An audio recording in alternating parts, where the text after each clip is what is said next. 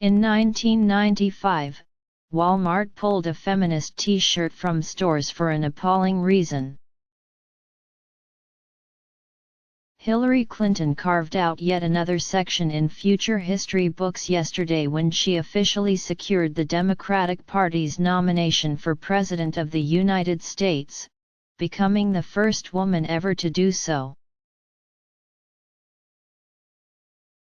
In her brief, literally glass-breaking address to the convention before the evening session ended, Clinton said, "And if there are any little girls out there who stayed up late to watch, let me just say I may become the first woman president, but one of you is next." It was a moment that Clinton's been building to for decades. It also offered a reminder to when the idea of a woman becoming president seemed like something that could only happen in fiction.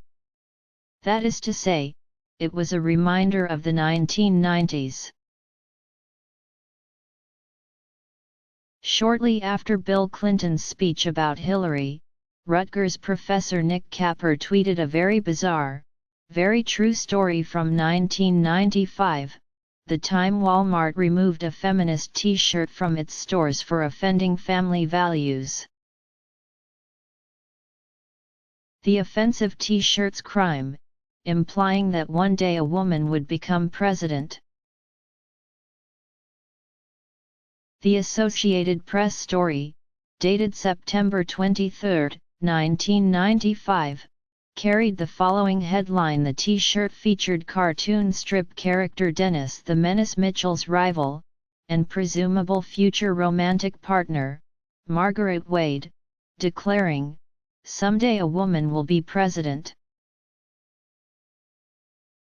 According to the AP story, the shirt, which sold for $10 to $15 in one Walmart store in a suburb of North Miami, was pulled after a customer complained it didn't represent the company's family values. Asked what the removal from the country's biggest retailer meant, Ann Molliver Rubin, a Miami psychologist and president of Women Are Wonderful, Inc., the company behind the shirt, said, "It means to me that promoting females as leaders is still a very threatening concept in this country." Rubin, who holds a PhD in philosophy from the University of Pittsburgh, had long been a fan of the character, who had used the phrase in the comic strip in 1993. In the strip, Dennis refused to admit Margaret to his club, telling her that only boys could join. Margaret replies, "Open your eyes, Dennis, and join the rest of the world," Margaret says. "Women make great cops, senators, and representatives. Someday a woman will be president." Rubin went so far as to get permission from Hank Ketchum Enterprises, owners of the copyright, to produce the T-shirt. After learning in her research that young girls wanted to become president more than their male counterparts, Rubin set about to design the shirt and help boost their self-esteem. She called Walmart a censor for pulling the shirt, which she described as humorous and delightful. "What could be threatening about that?" she told the AP. A spokesperson for Walmart at the time would not confirm that the shirt went against the company's family values, which Rubin said was the reason given to her by a buyer from the national office, only that at least one customer had complained.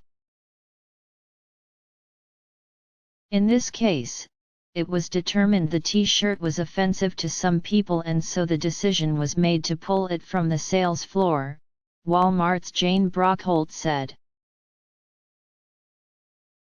In a follow-up with Rubin following the removal, the Miami Herald reported that sales of the shirt skyrocketed, with Walmart reversing its decision after it received complaints and experienced boycotts since September, Rubin says she has received 50,000 orders for her shirt from women's groups and retail chains such as Target, Birdines, and Byron's.